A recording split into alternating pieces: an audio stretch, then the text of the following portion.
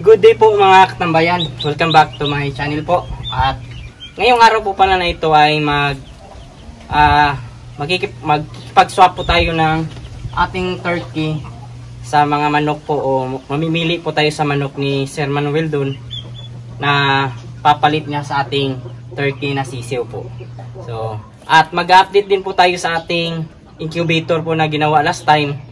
After 3 days, i-check po natin yung egg, o magkakanding po tayo kung may laman ba yung mga itlog, o may similya nga ba. So, ito na po mga katambayan. So nasa mga 1 week na po ito, o magto 2 weeks na po. So let's go!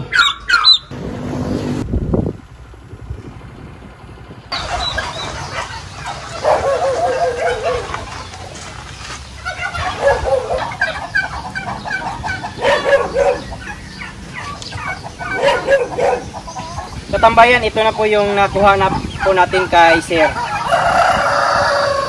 May dalawa po tayong bagong manok na galing po dito.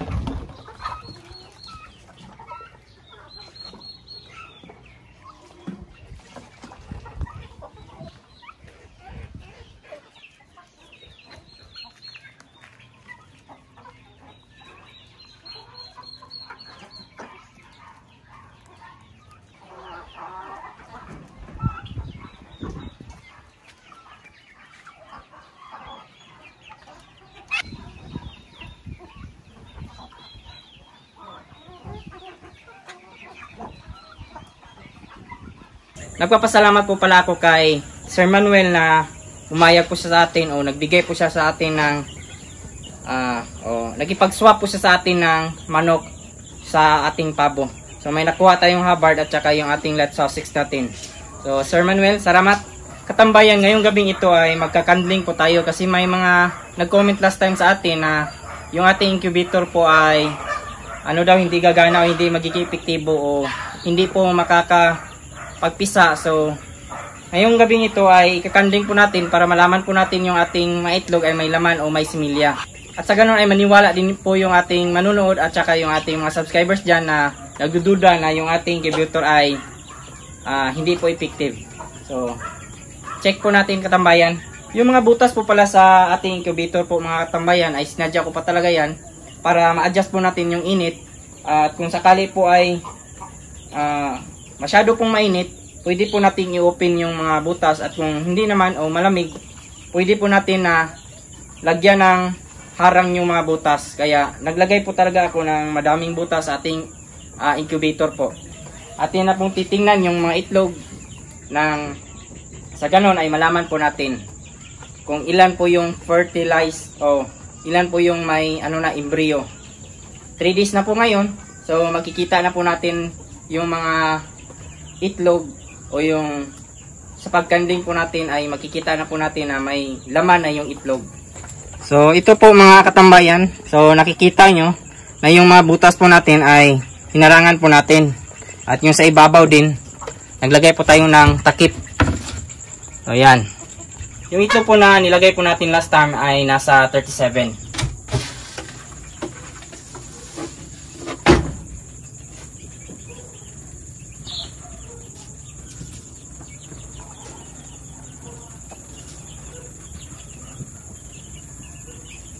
So mga katambayan, may palatandaan po tayo na nilagay. Para di naman po sabihin nyo na lang, atik-atik o hindi totoo yung ating ginawa na paglagay ng itlog. So may mga X yan.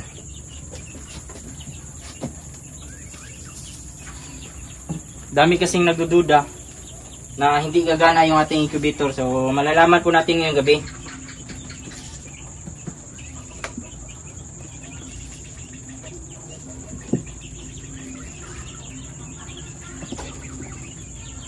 Yung tubig pala natin ay para yan sa humidity.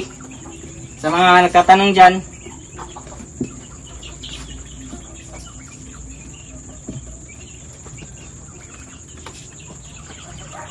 So, yan po yan. May X.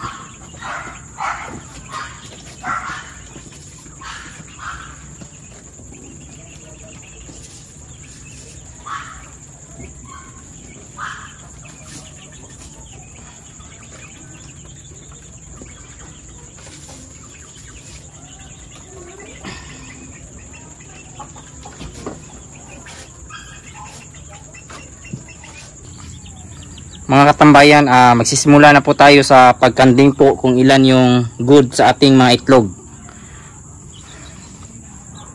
So may X yan. Kita niyo mga katambayan, may dot, may ugat-ugat na. So ibig sabihin po yung ating ginawang incubator ay epektibo po. So nasa 3 days po yan mga katambayan. So good po ito na itlog. Sa gilid natin ilagay.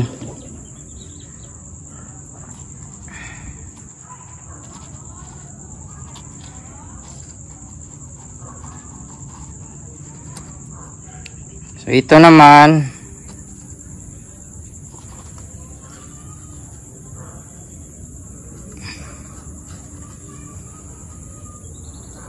parang empty ito katambayan. Pero i-ano lang natin to.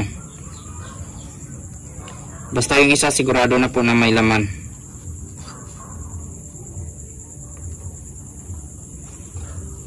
Iba lang po natin yung mga hindi pa klaro. Ito parang wala tong laman, pero obserbahan muna natin kahit mga 5 araw. Ilagay natin sa isang palde.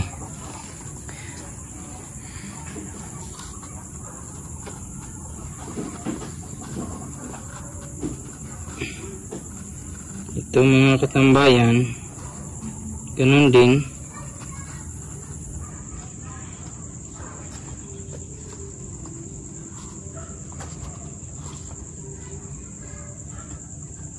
Obserbahan po na natin to.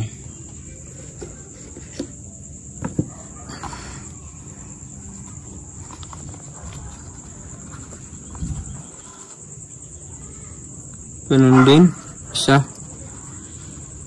Obserbahan po din.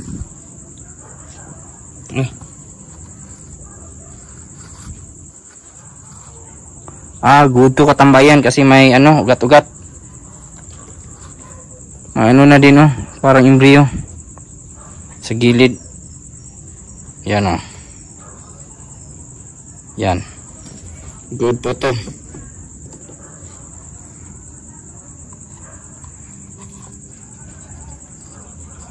Ganun din, may embryo. Kita niya no, yung dot. May laman.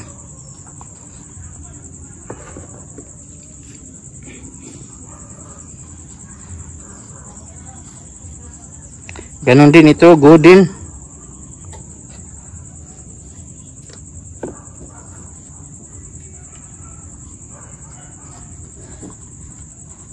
Oh, maraming good. May mga laman yung itlog.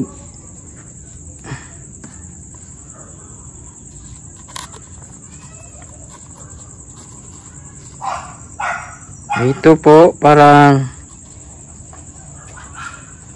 ano pa to, mga 5 araw siguro. Babalikan natin to, pero iiba natin to.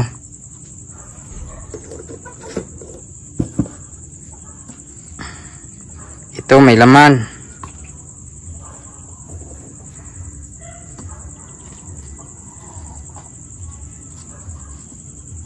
Ito din, di pa to sure. Check pa natin to.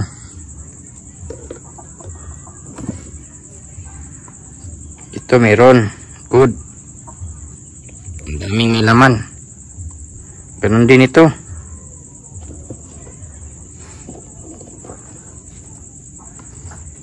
Meron din ito katambayan, no? Kita niyo yan?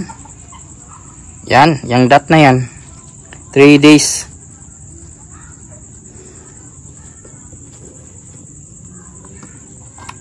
Ganun din. Good, no? Yan, yung may mga laman.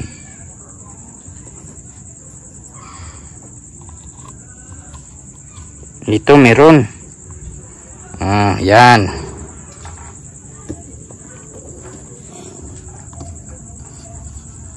Meron din ito. Meron din.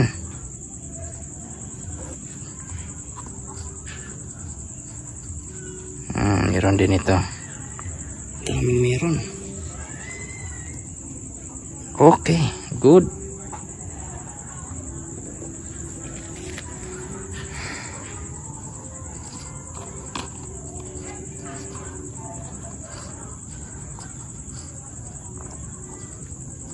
Ito.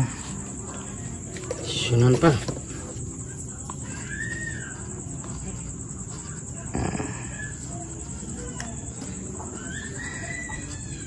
Ganun din.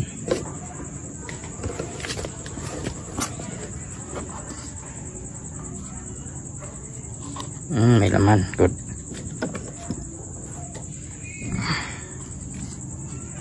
Ganun din. Nag-bit pa yun, no? Nakita nyo.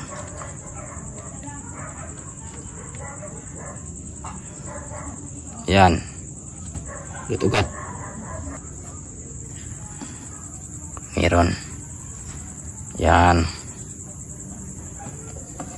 Tingnan lang. Ganon din, no? May dot.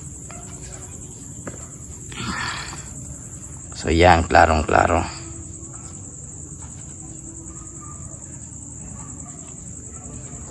Katambayan, sigurado na po tayo na yung ating 28 na itlog ay mayroong laman. So ang atin na lang ay i-monitor na lang po hanggang sa mapisa o maging sisiw yung ating mga itlog. O sana maging good lahat yung 28 na may laman. At yung siyam naman na di pa tayo sigurado, mag-update na lang ako after mga 5 days siguro. Sisiguraduhin muna natin kung ano, fertilize ba yung ating itlog. May mga dot pero hindi pa siya sure talaga na embryo yun. Ilalagay na po natin, ibabalik na po natin yung mga itlog.